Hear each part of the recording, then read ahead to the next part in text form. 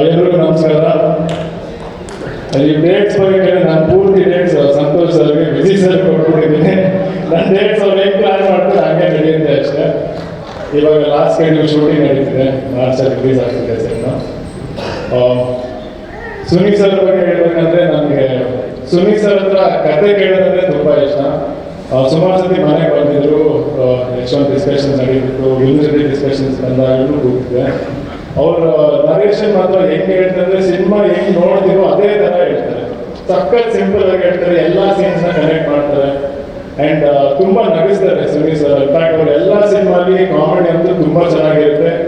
ಈ ಸಿನಿಮಾಗೂ ಯಾವ ಥರ ನಗಿಸ್ತೀರಾ ಅಂತ ನೋಡೋಕೆ ಕಾಯ್ತಾ ಇದ್ದೀನಿ sir. Thank you sir.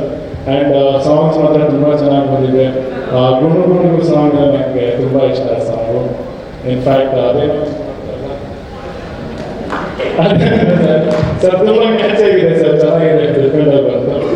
And ವಿನೋ ಬಗ್ಗೆ ಹೇಳ್ಬೇಕಂದ್ರೆ ಸಿನಿಮಾ ಅಂತೂ ನೀವೆಲ್ಲ ನೋಡ್ತೀರಾ, ಬಟ್ ವಿನೋ ಪ್ರತಿಯೊಂದು ವಿಷಯದಲ್ಲೂ ಯಾವಾಗಲೂ ನನಗೆ ಬಿಗ್ಗೆಸ್ಟ್ ಸ್ಟ್ರೆಂತ್ ಅಂತ ನಾನು ಹೇಳೋಕ್ಕೆ ಇಷ್ಟಪಡ್ತೀನಿ. ನಾನು ಪ್ರತಿ ಹೆಜ್ಜೆಯಲ್ಲೂ ಪರ್ಸನಲ್ ಆಗಿ ಪ್ರೊಫೆಷನಲ್ ಆಗಿ ಯಾವಾಗಲೂ ನನ್ನ ಜೊತೆಗಿದ್ದಾನೆ, ಅವ್ರ ಜೊತೆಗೆ ನಾನು ಯಾವಾಗ ಇರ್ತೀನಿ. And all the best Vino, all the best ಇಡೀ ಟೀಮ್ಗೆ ಆಲ್ ದ ಬೆಸ್ಟ್.